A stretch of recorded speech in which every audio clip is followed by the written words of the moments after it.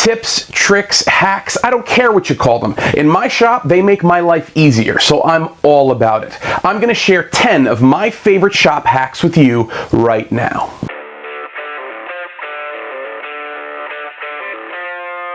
So my back is still a mess. I found out I have a large herniation at the L5-S1. I don't know what that means, but it hurts. So I thought in order to bring some value to you guys, I would share my shop hacks with you. Now I have a ton of these, but we're gonna start with 10 of them for the day. I think that should be enough.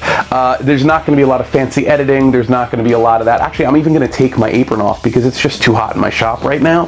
Oh wait, I'm attached to my microphone. There we go. So, ow. Let's get to it. Shop hack number 1, really easy. Boom. Dry erase markers.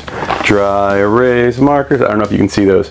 Best things ever. I use them all the time, all around the shop, taking notes, making measurements, figuring out what I want to show you guys. And kind of my favorite part is that when you're writing on paper, you have to go find an eraser, and it takes time to do that. And it's a little bit of time, but it's a little bit of time every time there's a mistake. With this, wipe your hand, done, gone, keep going. It doesn't really interrupt the flow of thought, which is awesome. Shop hack number 2 is really simple as well, but if you haven't thought of it, it's going to be a little bit like, oh my god, a depth gauge for your drill bits. Now, if you need to go part way through a piece of wood and you don't know how far you have to stop, you use a piece of tape. Really easy. Check it out.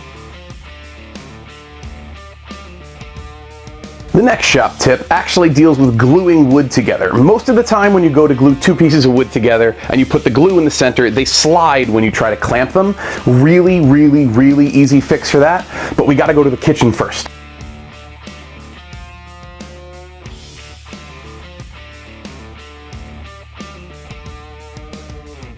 Hugs. The answer is hugs. No, it's not. Just take that guy. Salt. Yes, regular, stupid, iodized table salt. Using it makes just enough friction between the 2 pieces of the wood and the glue that it doesn't go anywhere. The next shop hack was taught to me a long time ago by my father. So long ago, I can't even remember the first time I used this. And that is simply when you open a new can of paint, before you go to use it, take either a nail or an awl, or in this case I'm going to use a nail set, go around the perimeter of the can and add some holes.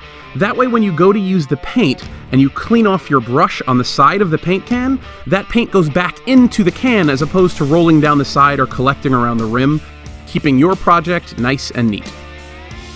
So now that I opened that specific can of paint, my lab, my workshop, whatever you want to call it, actually reeks right now of paint. So I'm going to do a shop hack I wasn't planning on doing. Totally free of charge, here's your bonus tip. And I can't take credit for this one. This one I actually got from, I think, Bob Vila from This Old House, or no, it wasn't him. One of the guys from This Old House from their awesome YouTube channel, which if you don't know about, you should totally check out. Lots of awesome stuff on there. This is a ventilation hack, I guess you'd call it. Really simple to do. I don't know how it's going to come out on film because I have to film at the window with the light outside being very bright today, but we'll see. First, measure the distance across your window frame and then find a piece of wood that matches that dimension. You're then going to hold it up, open the window, and mark exactly where that open window space is on that piece of wood. Grab 2 screw hooks and put them into the wood in that open window space that you've marked out. You're then going to take the measurements between those 2 screw hooks and transcribe that onto a box fan. Screw out those 2 holes, affix the piece of wood to the window frame. You know what? This might be a bad idea leaning over a table with a back injury. And that face told me that this video wouldn't be up on time this week. But let's continue. Sometime later. Then all you gotta do is hang the fan from those hooks, plug it in, and bada boom, ventilation. Often when you're hanging something on the wall, you need a free hand to hold whatever it is that you're putting up.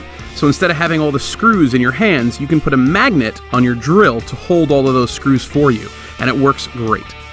Now, number 6 deals with my favorite workshop duo, and that is CA glue and Activator, also known as Crazy Glue, and the stuff that makes it stick really fast. Whenever you're using wood glue in the shop and you're putting two pieces of wood together, but you don't want to wait to have to clamp and let it dry, you can use CA glue and activator to temporarily hold the wood together, giving the wood glue time to dry but allowing you to get on with your project.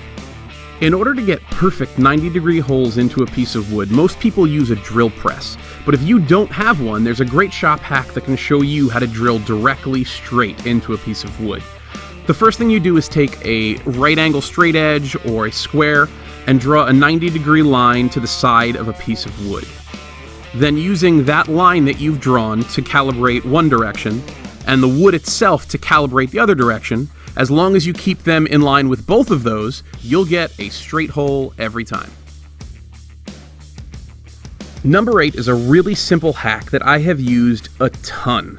Remember that time that I was working with filters in my workshop and they exploded? Yeah, I'm still cleaning that up, and that's where I found this one. It sounds a little nuts, but just take a cup, drill a hole in the top just large enough for a straw, and insert a straw. Then all you need to do is take it, put it on the top of your vacuum hose, turn on your vacuum, and now you can get into tight spaces real easy. This is a penny. It's 3/4 of an inch in diameter. And this is an even smaller nail.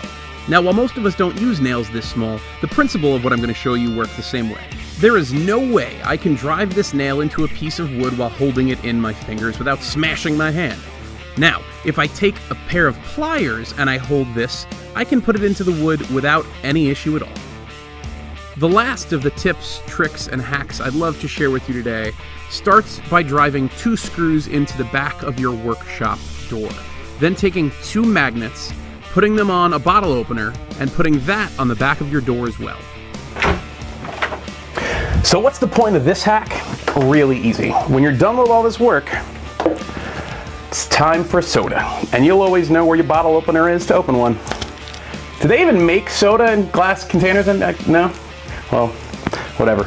We'll see you guys next time, Wednesday, 4 o'clock. If you love this one, click subscribe and make sure to smash that little bell icon. That'll attach you to me, and anytime I upload something new to the internet, you will be made notified immediately. Take care.